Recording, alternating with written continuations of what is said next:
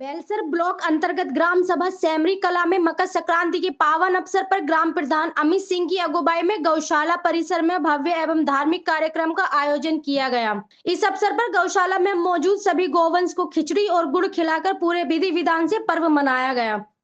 कार्यक्रम के दौरान प्रधान अमित सिंह ने कहा कि गौ सेवा भारतीय संस्कृति और हिंदू धर्म का अभिन्न अंग है।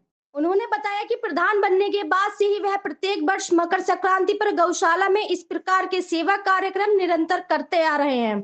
उनका मानना है कि ऐसे आयोजनों से न केवल धार्मिक आस्था मजबूत होती है बल्कि समाज में सेवा, करुणा और संस्कारों की भावना भी विकसित होती है। प्रधान अमित सिंह ने यह भी बताया कि ग्राम सभा सेमरी कला की गौशाला को सुव्यवस्थित रखने, गौवंश के लिए नियमित चारा पानी, साफ सफाई और देखभाल की व्यवस्था को प्राथमिकता दी जा रही है। गौशाला के माध्यम से बेसहारा पशुओं को सुरक्षित आश्रय मिल रहा है, जिससे ग्रामीणों में भी सकारात्मक संदेश जा रहा है। इस अवसर पर ग्राम सभा के बड़ी संख्या में ग्रामीण उपस्थित रहे। सभी ने मिलकर गौवंश को खिचड़ी व गुड़ खिलाया और मकर संक्रांति का पर्व सेवा और सद्भाव के साथ मनाया। कार्यक्रम का समापन गौ सेवा और ग्राम विकास के संकल्प के साथ किया गया। मैं अमित सिंह, प्रधान प्रतिनिधि ग्राम पंचायत सेमरी कला।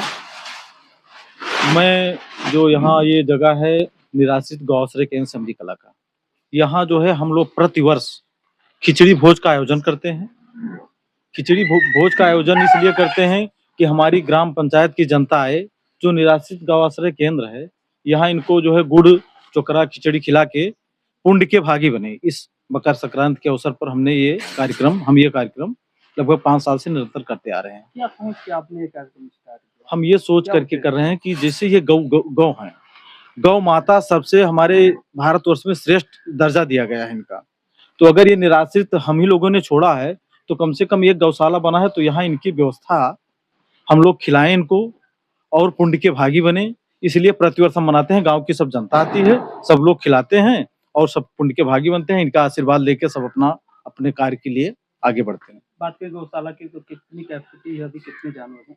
भैया जो हमको जानने में आया है, हमारे गौशाला की कैपेसिटी 200 है, लेकिन लगभग हमारे यहाँ आप देख ही रहे हैं लगभग ये 285 जानवर हैं। इसलिए 285 जानवर रखना पड़ रहा है। जैसे जो चुट्टा जानवर हैं जो और किसानों का नुकसान करते थे, तो हमने और व्यवस्था करके इनका जो है कैपेसिटी खुद अपने आप बढ़ा दिया। 200 थी, हमने कहा बढ़ा के इनकी व्यवस्था की जाए कि जो किसान हैं वो परेशान ना हो इनसे। जो ये निराश्रित गौ आश्रय केंद्र इधर उधर भटक रहे थे, किसानों की जो है फसलों की दुर्दशा कर रहे थे, तो उनको यहाँ रखा जाए, इनकी व्यवस्था किया जाए। तो इसलिए हम यहाँ इनको इनकी पूरी व्यवस्था देते हैं। की बात करें तो किस प्रकार से व्यवस्था? भैया हमारे यहाँ 7-8 केयर टेकर हैं।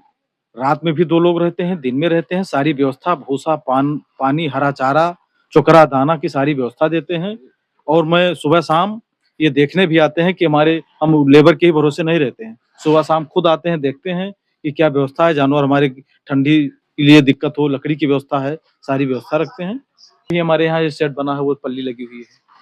इधर सेट बना है, इधर पल्ली लगवाते हैं, शाम को बंद करवा देते हैं। और आग की भी व्यवस्था कराते हैं कि जैसे मान लीजिए जो जानवर हैं इधर उधर, वो आग की व्यवस्था करा देते हैं कि गर्म को ठंडी ना लगे।